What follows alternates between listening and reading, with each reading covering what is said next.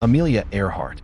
The name itself brings to mind adventure, courage, and one of the greatest unsolved mysteries of the 20th century.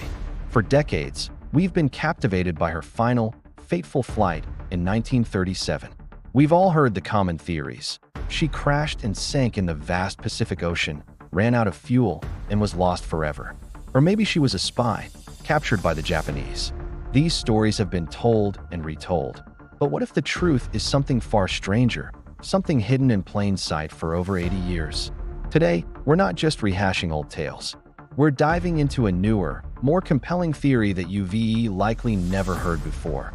One that pieces together long-lost evidence and paints a picture of survival and a final resting place that's been overlooked until now. Get ready, because what we're about to explore could change everything you thought you knew about Amelia Earhart's disappearance. Let's set the scene. It's July 2nd, 1937. Amelia Earhart and her navigator, Fred Noonan, are on the most challenging leg of their round-the-world flight. They've just taken off from New Guinea, heading for a tiny speck in the Pacific called Howland Island. It's a grueling 2,556-mile flight over open ocean.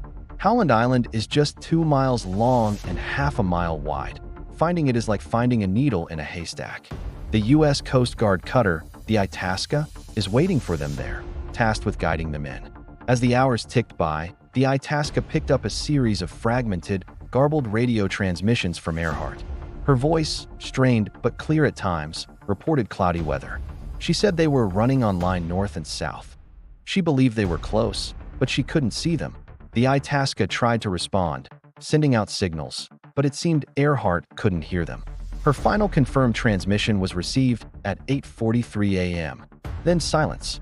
An immense search and rescue operation was launched, the most expensive in U.S. history at the time. 16 days, thousands of personnel, covering 250,000 square miles of ocean. They found nothing. No wreckage, no oil slick, no trace of the plane or its crew. It was as if they had simply vanished from the sky. And so, the mystery began. The official conclusion was that the Lockheed Electra 10E ran out of fuel and crashed into the ocean. This became the accepted narrative for decades. It's clean, simple, and tragic. But it has one major problem. It ignores a mountain of compelling evidence. The crash and sink theory has never been proven.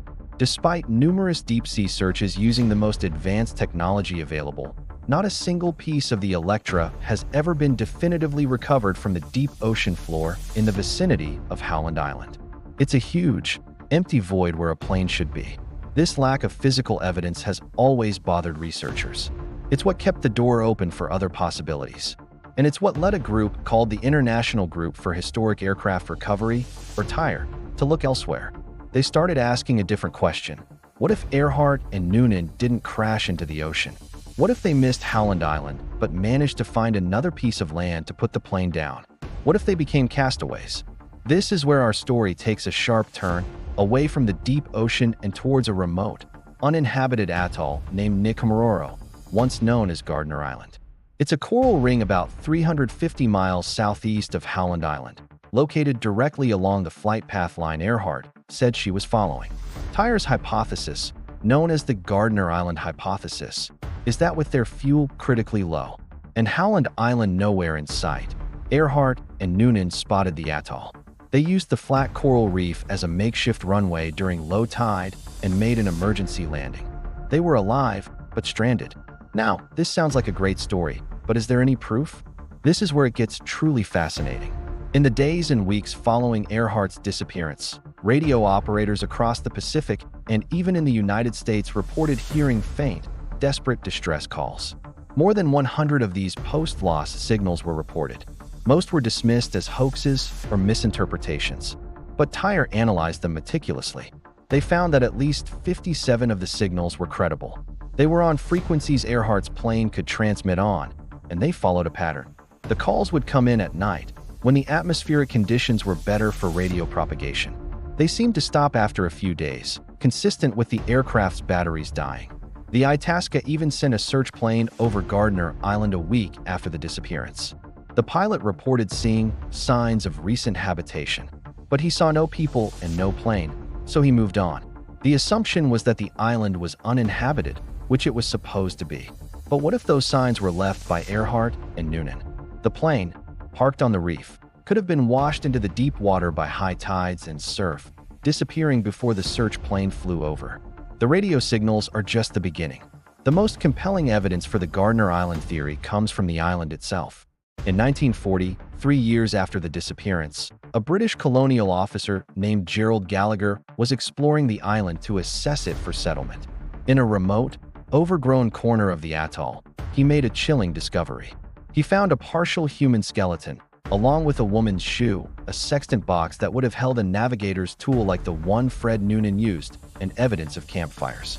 He also found the remains of birds and fish, suggesting someone had been surviving there. Gallagher, believing the skeleton belonged to a man, sent the bones to Fiji for analysis. The doctor who examined them, Dr. David Hoodless, concluded they belonged to a stocky, middle-aged male, likely of European or mixed ancestry. Since the skeleton didn't match Fred Noonan's description and Earhart was a woman, the bones were dismissed as irrelevant to the case. Tragically, the bones themselves were lost sometime in the 1940s. A classic dead end. Or was it? Decades later, in 1998, Tyre researchers uncovered Dr. Hoodless' original measurement notes from Fiji. They submitted these measurements for modern forensic analysis. The results were stunning. A 2018 study published in the journal Forensic Anthropology, led by Professor Richard Jantz, reevaluated the bone measurements using modern techniques. Jantz concluded that the bones were more similar to Earhart than to 99% of individuals in a large reference sample. In other words, the lost skeleton was very likely that of a tall woman of European ancestry, just like Amelia Earhart. Suddenly, the bones from Nikomaroro weren't a dead end, they were a smoking gun. But wait, there's more. Tyre has conducted numerous archaeological expeditions to Nikomaroro, and what they've found builds an even stronger case. On the same site where the skeleton was discovered, they've unearthed a collection of artifacts that tell the story of a castaway. They found pieces of a pocket knife consistent with the brand Earhart carried. They found a zipper pull from a flight jacket. They found broken pieces of a small glass jar that perfectly match a brand of freckle cream from the 1930s, a product Amelia Earhart, known for her freckles, was likely to have used. They even found pieces of curved glass that could be from the plane's windows. Each artifact on its own might be dismissed as a coincidence, but together, found in the same small area where a skeleton matching Earhart's description was discovered, they form a powerful mosaic of evidence. It paints a haunting picture. Amelia and Fred surviving for days, maybe even weeks or months, on a desolate island, sending out desperate radio calls for help that were heard but not understood, trying to catch rainwater, fish, and birds to stay alive. It's a story of survival that ultimately ended in tragedy, not in a sudden, violent crash, but in a slow, lonely ordeal. One of the most tantalizing pieces of this puzzle is a photograph taken by a British expedition 3 months after the disappearance. The photo shows the western shoreline of Nikomaroro. For decades, nobody noticed anything unusual.